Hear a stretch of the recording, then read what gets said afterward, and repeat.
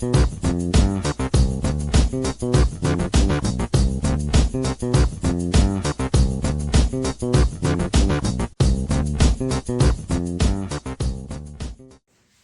everyone, welcome back to the channel.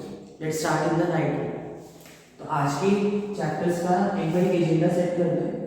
Today we are doing national income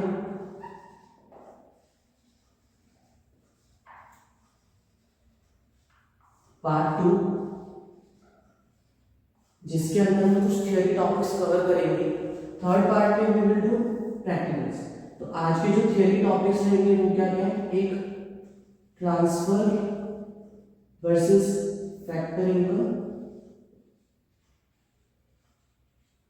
second will be final versus intermediate goods. इन्हीं के अंदर हम कुछ सब topics भी कवर करेंगे जो इसी का सब पार्ट बनता है. फाइनल वर्सेस इंटरमीडिएट के बाद production boundary we will do under this part only. Next is consumption versus capital good, depreciation versus capital loss.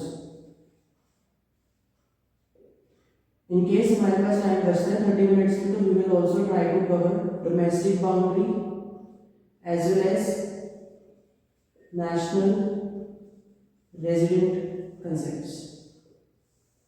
आज के एजेंडा यहाँ से सेट करते हैं, एक एक करके टॉपिक को पिक करते हैं.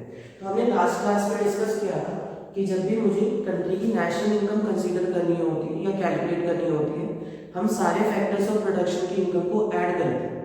अब इनकम दो तरीके की होती है. से फॉर एग्जांपल मिस्टर एक्स दो तरीके की इनकम रिसीव करते हैं. एक उनको 50,000 गिफ्ट मिलता है, एक उनको 50,000 उनकी सैलरी मिलती है. तो सैलरी तो उनके लिए फैक्टर इनकम कहलाएगी, बट जो गिफ्ट के बदले उन्हें 50,000 मिला वो हमारे लिए कोई भी फैक्टर इनकम नहीं है. ना वो रेंट है, ना वो इंटरेस्ट है, ना वो प्रॉफिट है, ना ही वो वेजेस है.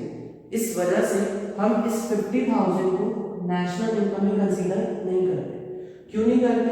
बिकॉज ये इनकम, एक्सपेंडिचर और आउटपुट, जो सर्कुलर फ्लो ऑफ इनकम के 3 फेजेस बनते हैं, उसमें से इसको कंप्लीट नहीं करता. सिर्फ किसी की इनकम हुई तो साइमल्टेनियस किसी का खर्चा भी हुआ, बट क्योंकि प्रोडक्शन नहीं हुई तो इसलिए ये इनकम नेशनल इनकम में कंसीडर नहीं होती. हेंस हमारे लिए यहाँ से दो टॉपिक्स बनते हैं. These are transfer income versus factor income. तो हम प्राइमरी एक बार कंसीडर करते हैं क्या होता है ट्रांसफर वर्सेस फैक्टर इनकम में. This is only a receive concept. आप इस पैसे को सिर्फ रिसीव करते हो, कमाते नहीं. जबकि दिस इज अर्निंग कंसेप्ट. ये फैक्टर्स ऑफ प्रोडक्शन को मिलती है और ये कौन प्रोवाइड करता है? ज्यादातर हाउस होल्ड्स. जबकि ये किसको मिलती है? स्पेसिफिकली जनरल गवर्नमेंट और कभी कभी हाउस होल्ड्स को भी मिल जाती है. Then transfer income one sided transaction है कि ये सिर्फ जाने की या फिर आने की बात करता है. मतलब या तो ये पे की जाएगी या ये रिसीव की जाएगी, बट कभी अर्न नहीं की जाती. जबकि फैक्टर इनकम क्या कहते हैं ना, आपने सर्विसेज दी तो बदले आपको क्या मिला? आपकी इनकम भी a two-sided income.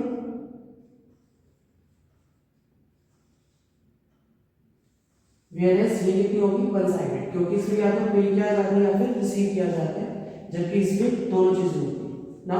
इसके अंदर no production is there, hence not counted in national income या domestic income.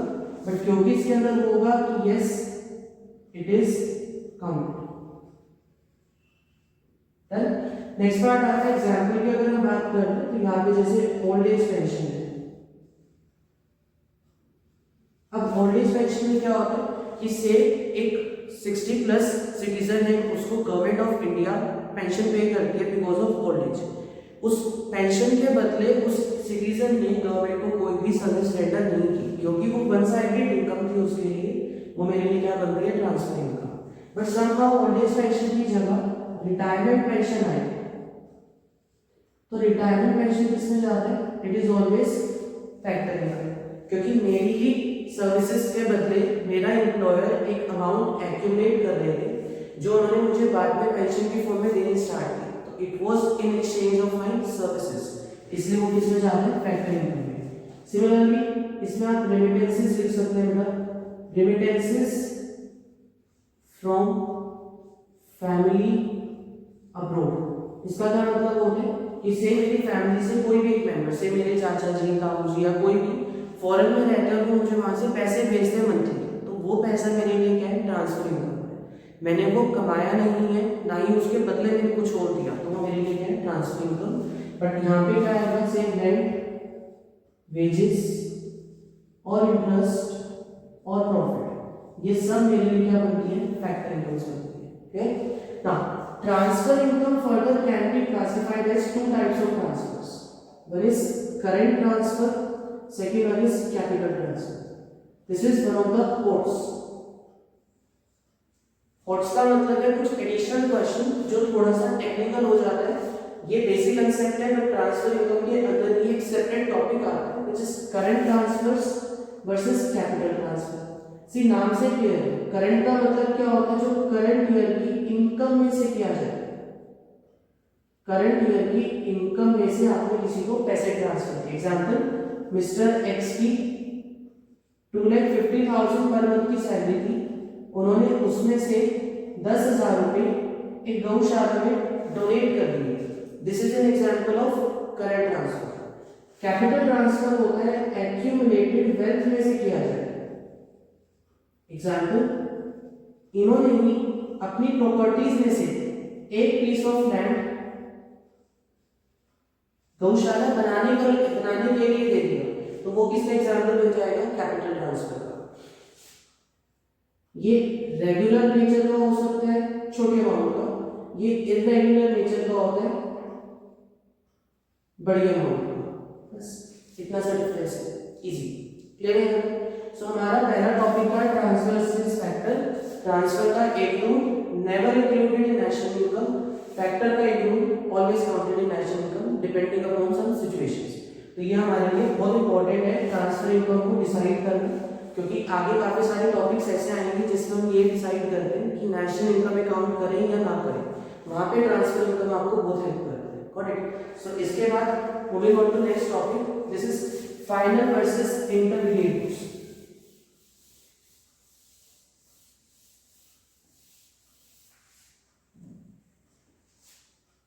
Final versus intermediate goods.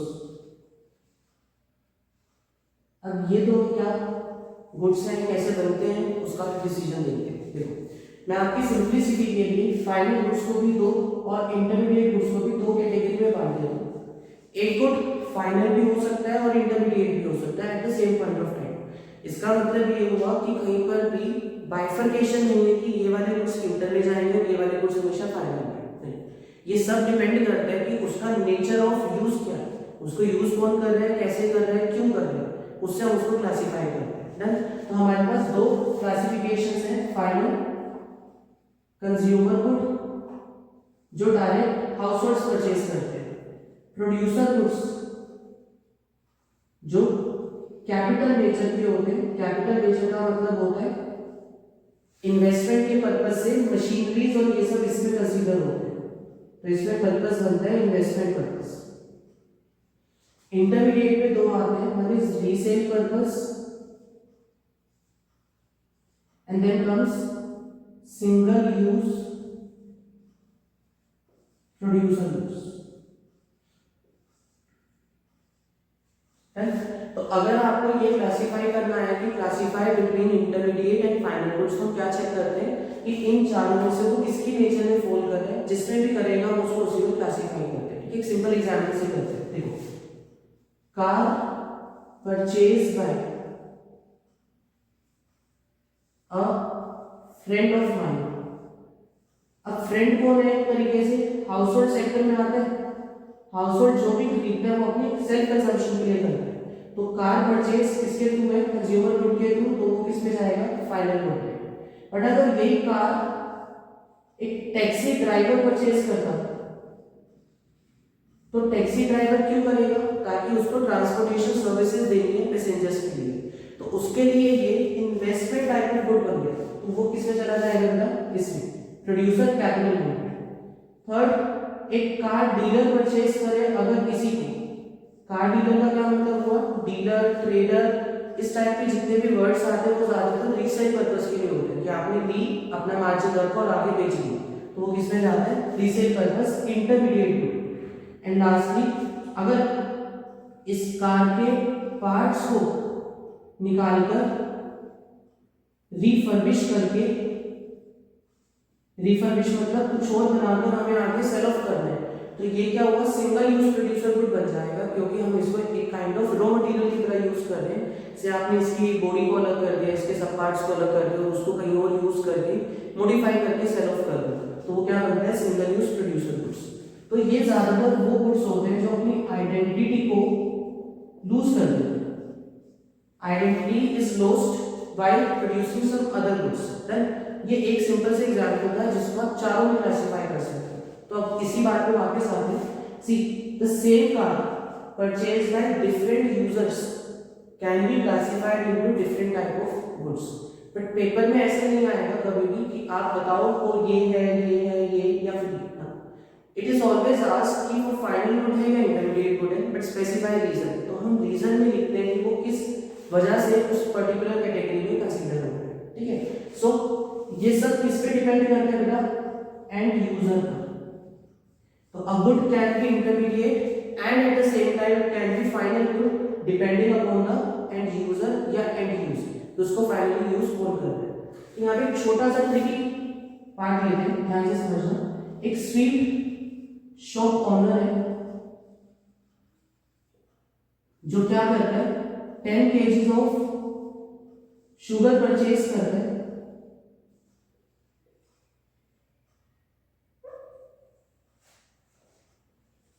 For a shop, लेकिन अब क्या करता है, इसमें से 2 किलो वो अपने घर के लिए ले जाते हैं, इसके अलावा 3 किलो यूज कर लेते हैं स्वीट्स में बनाने में दुकान पर, उसके अलावा से 3 किलो वो किसी को ट्रेड कर देता है। ट्रेड का मतलब है कि वो किसी और ट्रेडर को रीसेल कर देता है, वापस से सेल कर देता है, ट्रेड का रीसेल कर देता है। लास्टली 2 kg उसके क्लोजिंग स्टॉक में रह जाते हैं कि वो नेक्स्ट ईयर यूज करना चाहता है। देखो कितना अच्छा क्वेश्चन है ये वाला, ध्यान से समझो। तो 10 किलो शुगर परचेज की किसने, स्वीट शॉप ओनर ने, वो तो एक फर्म है, प्रोड्यूसर है मेरे लिए। ऐसी सिचुएशन में अगर वो 2 किलो अपनी खुद की कंजम्पशन के लिए लेके जा रहे हैं, तो जब वो सेल्फ कंजम्पशन के लिए लेके जा रहे हैं तो उस टाइम पर वो एक हाउस होल्ड की तरह बिहेव कर रहे हैं, क्योंकि वो कहीं पे बेच नहीं रहा, ना ही उससे कुछ बनाकर आगे बेच रहा है। तो ये 2 किलो मेरे लिए क्या बनता है, so this is A category, this is B category, this is C and this is D। तो कंज्यूमर गुड्स में आपका A पार्ट जाएगा। देन 3 kg उसने स्वीट्स बनाने में यूज की, तो किसमें जाना चाहिए, single use producer goods D। Then 3 kilo उसने ट्रेड कर दिया, मतलब किसी और को वापस से बेच दिया, तो ये किसमें चला गया, रीसेल में। फाइनली 2 किलो उसने क्लोजिंग स्टॉक में रह गए। Now closing stock is a kind of investment for the firm, तो वो किसमें चला जाता है, B part. This is the difference between final and intermediate goods. I hope आपको ये बेसिक क्लियर होगा कि फाइनल और इंटरमीडिएट गुड्स होते क्या हैं। अब पॉइंट ये आता है कि फाइनल गुड्स की वैल्यू में इंटरमीडिएट गुड्स की वैल्यू ऑलरेडी इंक्लूडेड होती है, जिसका मतलब ये हुआ कि हम जब फाइनल गुड्स को नेशनल इनकम में काउंट कर रहे हैं तो इंटरमीडिएट को दोबारा काउंट नहीं कर सकते। हेंस इंटरमीडिएट गुड्स कभी भी नेशनल इनकम में काउंट नहीं होते, नेवर काउंटेड इन नेशनल और डोमेस्टिक इनकम, और ये काउंट होंगे, ये याद रखना, ठीक है। सो ये काउंट होंगे बट ये कभी भी काउंट नहीं होंगे, काउंटेड। इन केस मुझे दोनों के बीच में डिफरेंस लिखना तो कैसे लिखेगा, final goods are purchase for two purposes, this and this, intermediate goods for this and this purpose. Second, they are counted in national income, they are not counted in national income. They are inclusive of the value of intermediate goods, they are a part of final goods. And ये ज्यादा broad view लेके चलते हैं, ये ज्यादा narrow view लेकर चलते हैं. Lastly, एक नीचे आप स्टार पॉइंट लिख सकते हो कि अब same good can be final और intermediate, but it depends upon the end user कि एंड में उनको कौन यूज कर रहे हैं. ठीक. So this was difference between final and intermediate. This was my second topic for the day. But मैं इसी को थोड़ा सा एक्सटेंड करना प्रेफर करूँगा, जहाँ से मैं आपको एक चीज समझाना चाहूँगा, which is production boundary.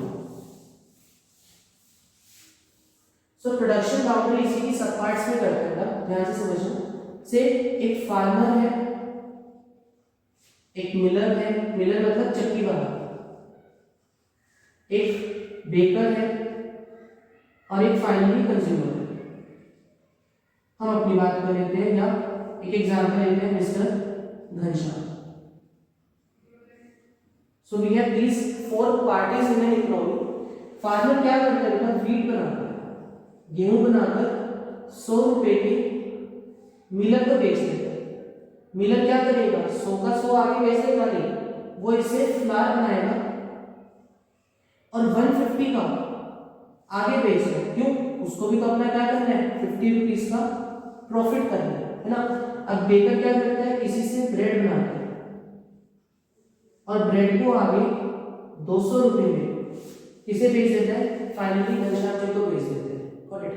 Now जब तक प्रोडक्शन चल रही थी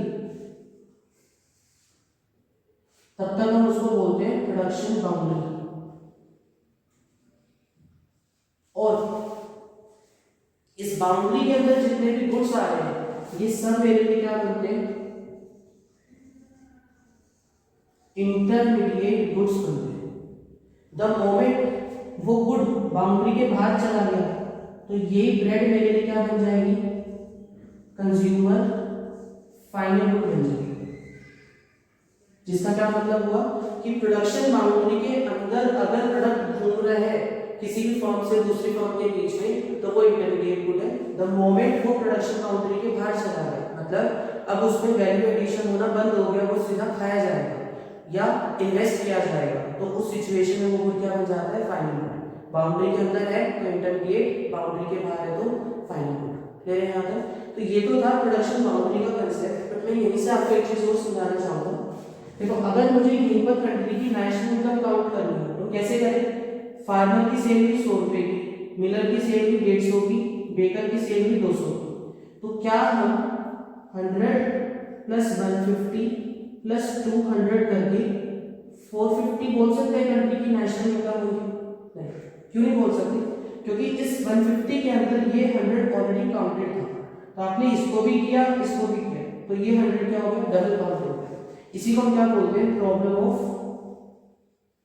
डबल काउंटिंग. इसी को अवॉइड करने के लिए हम दो तरीके यूज करते हैं. कौन से, एक करते हैं मतलब वैल्यू एडेड मेथड और दूसरा करते हैं फाइनल वैल्यू. तो वैल्यू एडेड क्या कहते हैं, आप सबकी वैल्यू एडेड ले लो ना, सीधी सी बात है, मतलब प्रॉफिट से लो. फार्मर का इनपुट 0 था, उसने सेल कितने की 100, तो से उसका वैल्यू एडिशन हुआ 100 प्लस मिलर ने 100 रुपए का खरीदा 150 का बेच दिया, कितने की वैल्यू ऐड की 50. बेकर ने 150 का परचेज किया और 200 का सेल कर दिया, तो वापस से कितने की वैल्यू एडिशन की 50 की. तो मेरे लिए फाइनल गुड कितने का बना, 200 का. या डायरेक्टली फाइनल वैल्यू की को पिक करके 200 लिख सकते हैं. तो हमारे पास दो तरीके होते हैं प्रॉब्लम ऑफ डबल काउंटिंग को अवॉइड करने के. फर्स्ट, आप या तो सबका वैल्यू एडेड उठाओ. सेकंड, या आप सबकी फाइनल वैल्यू ही उठा लो, आपको इंटरमीडिएट गुड्स का कोई मतलब नहीं है. तो हमने जो ऊपर समझा था कि इंटरमीडिएट गुड्स नेशनल इनकम में काउंट नहीं होते, कोई ये रीजन है कि आप इन सबको छोड़ो, आप सीधा फाइनल वैल्यू को उठाओ, इंटरमीडिएट को जाने दो. ठीक. तो फोर्थ क्वेश्चन है, ऐसे तो हो ही नहीं सकते. तो दो फोर्थ क्वेश्चन करते हैं यहाँ से, बहुत इंपॉर्टेंट है ये. First, a machine purchase is always a final good, defend और रिफ्यूट, कि एक मशीनरी जब भी परचेज की जाएगी वो हमेशा फाइनल गुड बनेगी, डिफेंड और रिफ्यूट। तो डिफेंड का मतलब होता है आप इसके फेवर में बोल रहे हो मतलब स्टेटमेंट ट्रू है, रिफ्यूट का मतलब होता है आप इसके अगेंस्ट बोल रहे हो मतलब स्टेटमेंट फॉल्स है। 90% केसेस में रिफ्यूट ही होता है क्योंकि डिफेंड के रीजन ज्यादा स्ट्रॉन्ग बनते ही नहीं, बट स्टिल वो केस टू केस पे डिपेंड करते हैं।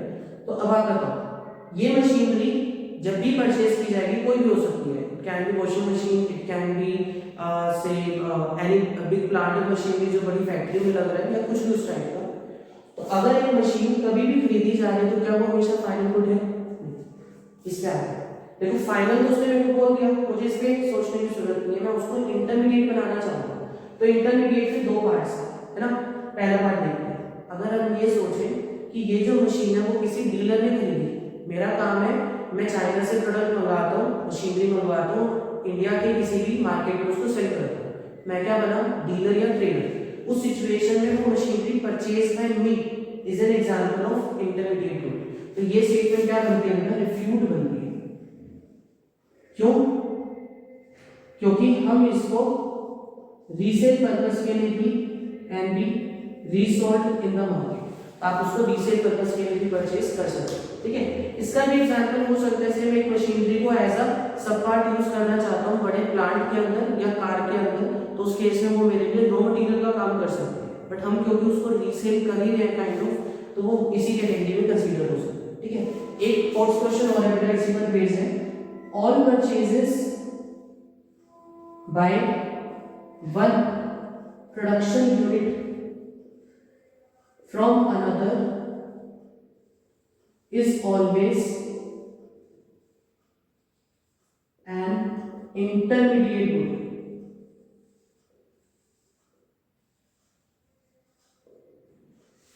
एक प्रोडक्शन यूनिट दूसरी प्रोडक्शन यूनिट से जब भी कुछ भी खरीदेगी क्या वो हमेशा इंटरमीडिएट गुड बनेगा?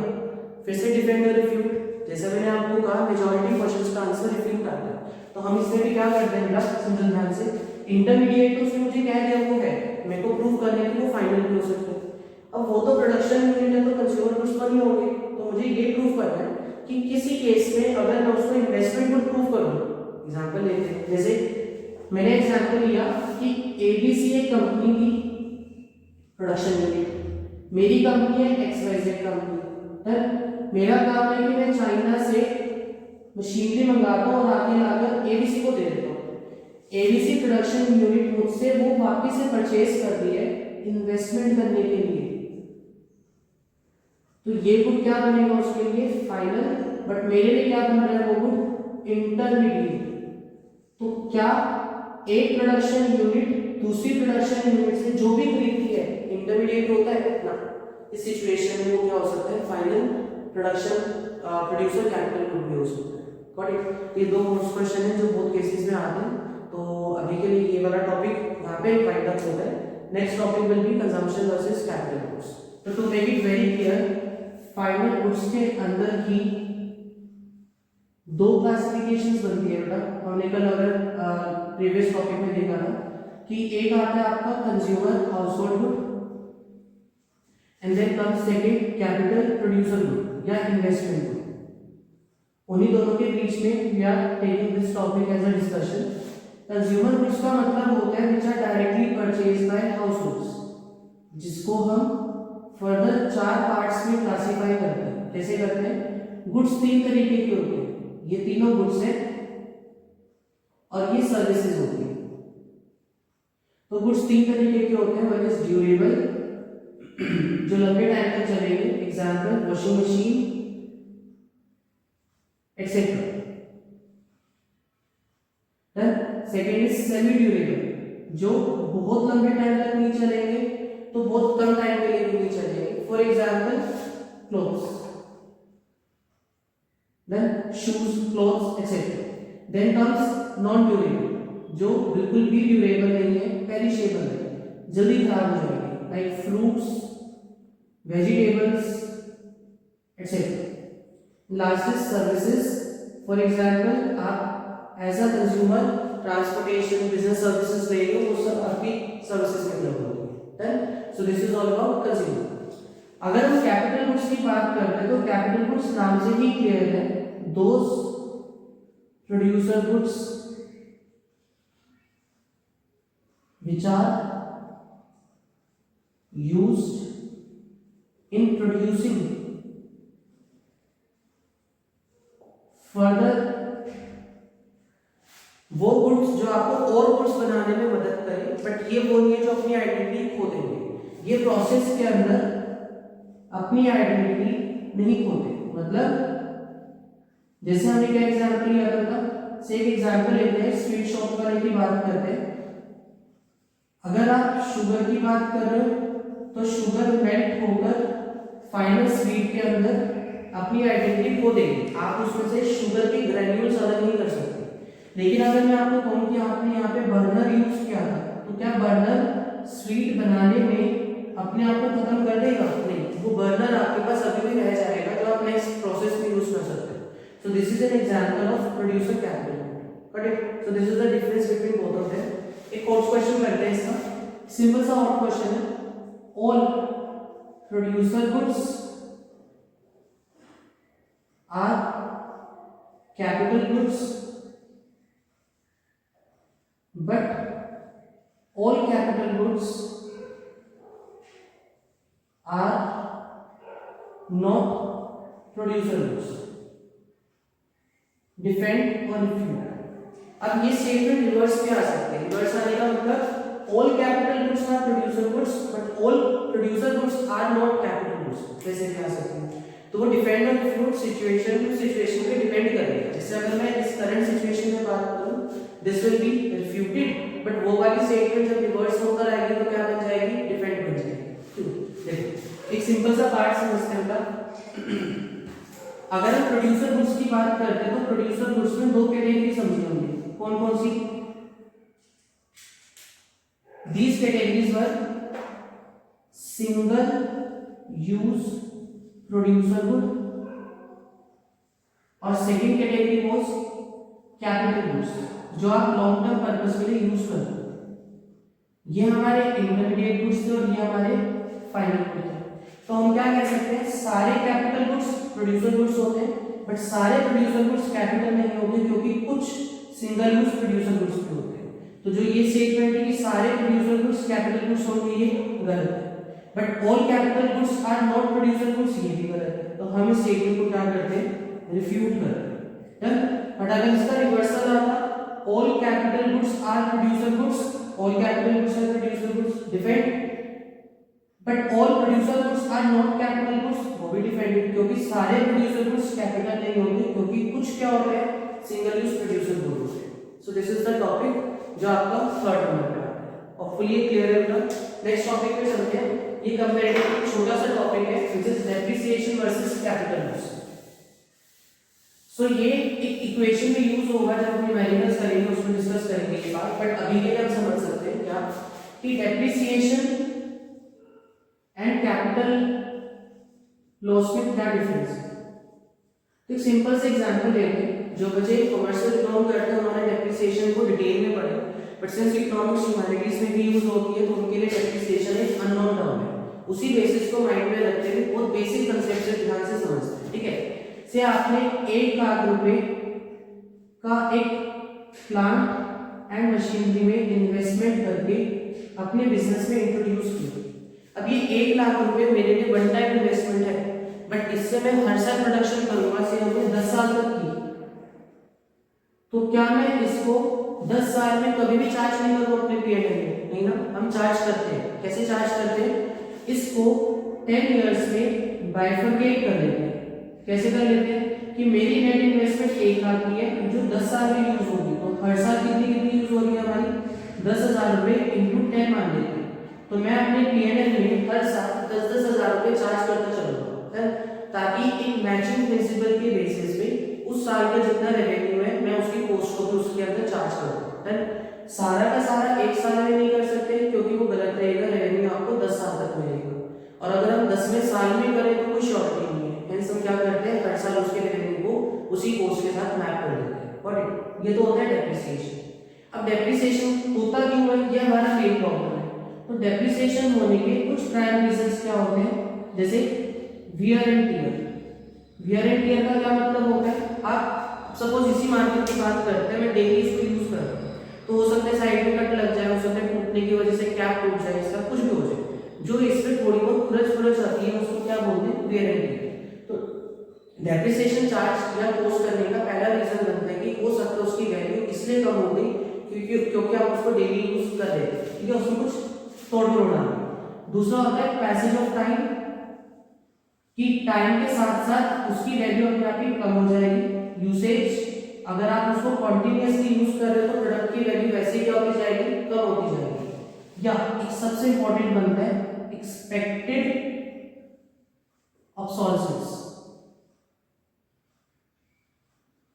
इसका रूट वर्ड होता है ऑब्सोलीट। रूट वर्ड का मतलब होता है किससे ये वर्ड बना है। ऑब्सोलीट का मतलब होता है आउटडेट हो जाना। एग्जांपल, अगर हम आईफोन की बात करते हैं, आईफोन बहुत सारे नई नई सीरीज में आता है, तो सेम मेरे पास एक आईफोन था लोअर वर्जन का, जैसे उसका नया वर्जन आया पुराने वाले की वैल्यू क्या होगी, कम हो गई। इसे ऑब्सोलेसेंस बोलते हैं, ऑब्सोलीट हो जाना बोलते हैं। तो अगर वो एक्सपेक्टेड है, आपको पता है कि हाँ आगे चल के इसकी वैल्यू डिटेरियोरेट हो जाएगी, तो हम डेप्रिसिएशन करते हैं।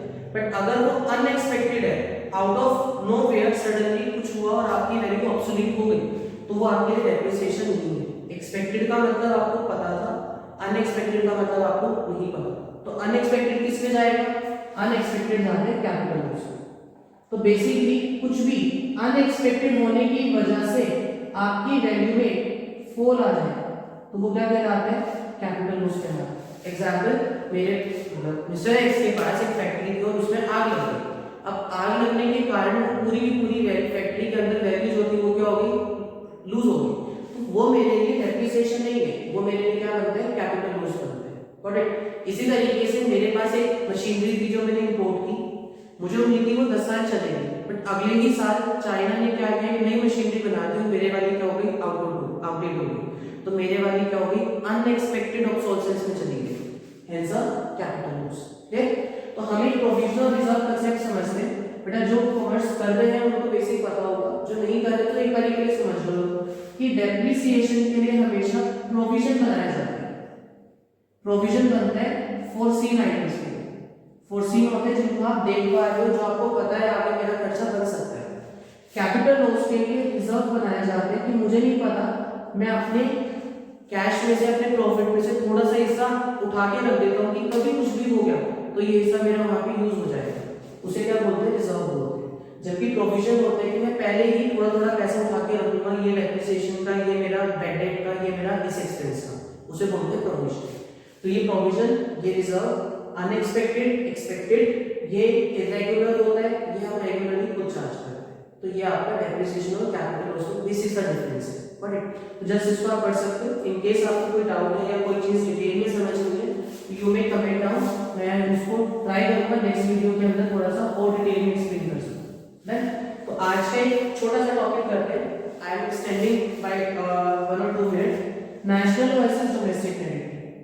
अ very basic concept, domestic territory says, economic territory भी हम इसको बोल सकते हैं, वन एंड सेम थिंग। तो डोमेस्टिक टेरिटरी का मतलब होता है बाउंड्री जो गवर्नमेंट सेट करती है, जिसपे हम अपना कंट्रोल कर सकते हैं, प्लस और minus embassies, consulate offices. Consulate embassies basically मेरी कंट्री की रिप्रेजेंटेशन के लिए बाहर कंट्री में गवर्नमेंट ने एक ऑफिस सेटअप किया कि वहां पे किसी भी मेरी कंट्री के सिटीजन को प्रॉब्लम आ रही है तो वो उस एम्बेसी में जाके उसको सेट ऑफ कर सकते हैं। ठीक है, ये एक बेसिक सी डिफाइन बता रहा हूँ। एम्बेसी वैसे बहुत डिटेल फॉर्मेट में ट्रीट करती है। सिमिलरली कोई शिप हम रन कर रहे हैं, कोई एयरक्राफ्ट हम रन कर रहे हैं, तो ये एक फॉर्मूला बनता है डोमेस्टिक टेरिटरी का। इसका क्या मतलब हुआ, अगर ये इंडिया की बाउंड्री है, देन इसके अंदर कोई फॉरेन एम्बेसी है, तो वो फॉरेन एम्बेसी की जितनी भी बाउंड्री है, मतलब वो किसी को सैलरी दे रही है, वो किसी को रेंट दे रही है, वो किसी को प्रॉफिट दे रही है, कुछ भी है, ये फॉरेन एम्बेसी मेरी कंट्री की डोमेस्टिक टेरिटरी में काउंट नहीं होगी। तो अगर मैं आपको कहूं इंडिया की डोमेस्टिक इनकम कैलकुलेट करनी है, तो इस फॉरेन एम्बेसी से लिंक्ड जो भी इनकम है वो उसमें से माइनस हो जाएगी। इसी तरीके से इंडिया की कोई एम्बेसी फॉरेन में है, से अमेरिका में है, तो हम इसको काउंट करेंगे अपनी डोमेस्टिक इनकम। इसका एग्जांपल समझते हैं। Americans working in Indian embassy and earning salary there, क्या वो इंडिया की डोमेस्टिक इनकम में काउंट होगी? Yes, it will be counted, क्योंकि वो इंडियन एम्बेसी में कमा रहे हैं और इंडियन एम्बेसी मेरी डोमेस्टिक कैटेगरी में काउंट होती है। Similarly, Indians working in foreign embassy of America in India and earning salary there, their income will not be counted in India's domestic income, क्योंकि वो अमेरिकन एम्बेसी अमेरिका की territory में आती है, मेरी टेरिटरी में नहीं आती। ठीक। सिमिलरली एक छोटा सा कंसेप्ट और है, नेशनल या नॉर्मल रेजिडेंट किसे बोलते हैं? फॉर नेशनल इनकम पर्पसेस हम यहाँ पे बेटा रेजिडेंशियल स्टेटस के बेसिस पे क्लासिफाई करते हैं। जब हम कभी इनकम टैक्स पढ़ेंगे या पढ़ोगे तो इनकम टैक्स में रेजिडेंशियल स्टेटस का एक अलग से चैप्टर करेंगे। यहाँ पे हम सिंपल सा कंसेप्ट लेते हैं क्वेश्चन के पॉइंट ऑफ व्यू से, बिल्कुल स्ट्रिक्टली मैं बोर्ड का वो देख रहा हूँ कि कोई पेपर में क्वेश्चन आया था उस पर आंसर करता हूँ, सिर्फ इतना बता रहा हूँ, ठीक है। Otherwise centre of economic interest में कुछ 3-4 डिटेल्स होती हैं, वो हम कभी लेटर ऑन कवर करेंगे। For the timing resident simply says, अगर लिखा हुआ है Indian working in American embassy तो मैं काउंट करूंगा वो इंडिया का रेजिडेंट है। American working in Indian embassy तो अमेरिका का रेजिडेंट है। इस तरीके से सेकंड एक कंडीशन होती है, अगर आप किसी भी कंट्री में as per this concept not logically and in real world, वहां पे हम 182 डेज का लेकर चलते हैं, ठीक है। बट फॉर दिस पर्पस हम क्या करते हैं, अगर कोई 1 साल से ज्यादा किसी कंट्री में रुक जाता है तो मानते हैं कि वहीं का रेजिडेंट बन जाता है। एग्जांपल लेते हैं, से दुबई से कोई इंडिया में आया फॉर 6 मंथ्स और वो यहाँ पे कोई पैसे कमा रहा है, तो वो कहाँ का रेजिडेंट कहलाएगा? He will be termed as a resident of Dubai only, India का नहीं होगा। देन दूसरा, अगर कोई इंडिया में 1 साल रुक जाता है तो अब वो इंडिया का रेजिडेंट कहलाएगा फॉर दैट टाइम पीरियड, अगले साल चेंज हो सकते हैं। So this is basic concept for domestic territory and national boundary, national resident. ये हम कंसीडर करते हैं नेशनल इनकम और डोमेस्टिक इनकम के एक्सक्लूजन और इंक्लूजन वाले टॉपिक में। अभी के लिए इतना रेलेवेंट नहीं है, ना ही मैंने इससे रिलेटेड बहुत रेयर कभी क्वेश्चंस देखे, तो आप इस टॉपिक को just for basic knowledge purposes कर सकते हैं, इसके बाद आप इसको रीड आउट कर सकते हैं, ठीक है। अदर देन दैट इसमें से आपके पहले 2 टॉपिक्स एक्सट्रीमली इंपॉर्टेंट है, प्लीज इनको गो थ्रू करना। किसी टॉपिक के ऊपर आपको डिटेल डिस्कशन चाहिए तो we can take it later on, या कमेंट में डाउट पूछ सकते हैं, हम वहां पे श्योरली कवर करेंगे इसको।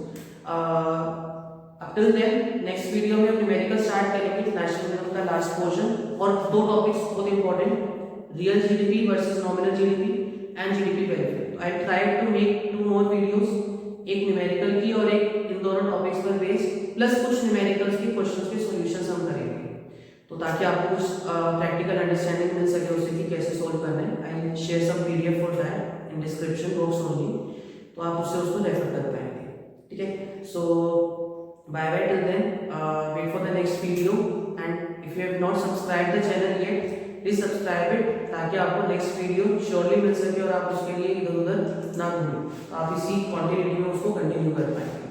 सो टिल देन टेक केयर, और प्लीज बोर्ड के लिए पढ़ना स्टार्ट कीजिए। इट्स नाउ लेवल, सिर्फ 3 से 4 महीने बचे हैं, तो प्लीज इसको सीरियसली कंसीडर कीजिए। बाय।